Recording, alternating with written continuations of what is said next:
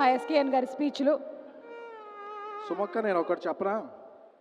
గీతాట్ సినిమాలో ఒకటి ఉంటుంది, ఒకటి ఉండదు. గీతాట్ సినిమాలో స్వాగ్ ఉంటుంది, ల్యాగ్ ఉండదు.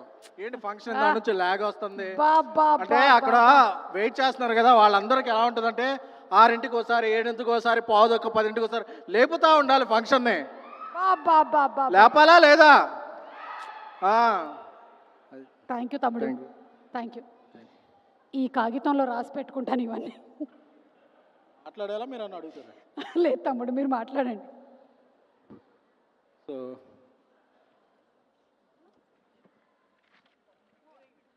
డిన్నర్ టైంలో మనం పంచులేస్తే కొడతారు. సో ఎందుకండి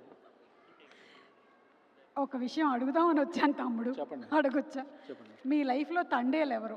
నా లైఫ్లోనే కాదు, ఇక్కడ ఉన్న చాలామంది లైఫ్లో, అలాగే మన స్పెషల్ గెస్ట్ సందీప్ రెడ్డి వంగ గారి లైఫ్లో కూడా తండేలు అంటే లీడర్ మెగాస్టార్ చిరంజీవి గారు.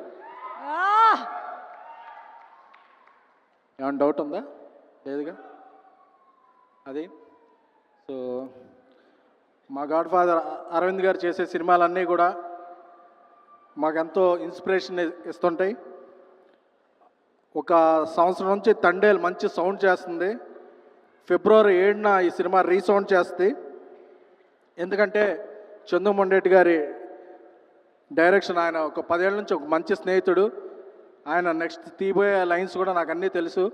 ఈ సినిమాలో ఉన్న అణువణువు తెలుసు. So I'm very excited. అలాగే సాయి పల్లవి గారు వెనక్కి తిరిగి ఒక స్టెప్ వేస్తుంటేనే అది వైరల్ అయిపోద్ది. Madam, my huge fan of you. ఎప్పుడంటే మలయాళం ప్రేమల్ షో ప్రసాద్ ఐమాక్స్లో రాత్రి 10ంటికి వేస్తే అప్పటి వరకు టీచర్గా మీరు ఉన్నది ఒక టేప్ రికార్డర్ పెట్టి ఒక సాంగ్ వేస్తారు, మొత్తం థియేటర్ షేక్ అయిపోతుంది. ఆ సినిమాకి సబ్ టైటిల్స్ కూడా లేవు. బట్ మీ ఎక్స్ప్రెషన్ అది చూస్తే మా ఇది. అలాగే మా దేవిశ్రీ ప్రసాద్ గారు ఈ రెండులో ఒక జాతర చేశారు. పాన్ ఇండియా షేక్ అయిపోయింది. పాన్ ఇండియా కాదు, పాన్ వరల్డ్ షేక్ అయిపోయింది. అలాగే 2025లో ఇప్పుడు జాతర చేయబోతున్నారు. సో మా స్నేహితుడు బన్నీవాస్ ఒక మంచి అభిరుచి గల నిర్మాతని నేను స్టేజ్ ఎక్కే ముందు చెప్పమన్నాడు. చెప్పబోతే కిందకి వెళ్ళా కొడతాడు. కాబట్టి ఆ వాసు చాలా అభిరుచి ఉన్న నిర్మాత. సో వాసు తీసే సినిమా మంచి హిట్ అవ్వాలి.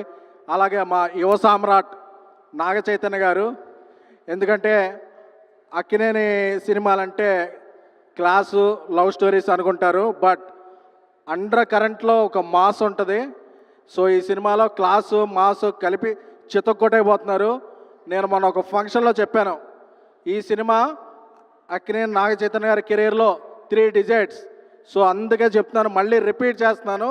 ఫస్ట్ కాపీ వచ్చేసి సెన్సార్ అయిపోయిన తర్వాత ఈ సినిమా ఫిబ్రవరి 7న బ్లాక్ బస్టర్ టాక్తో ఆల్ సెంటర్స్ ABC అమలాపురం నుంచి అమెరికా వరకు ఆల్ సెంటర్స్ రికార్డు ఓపెనింగ్తో షేక్ చేయబోతుంది.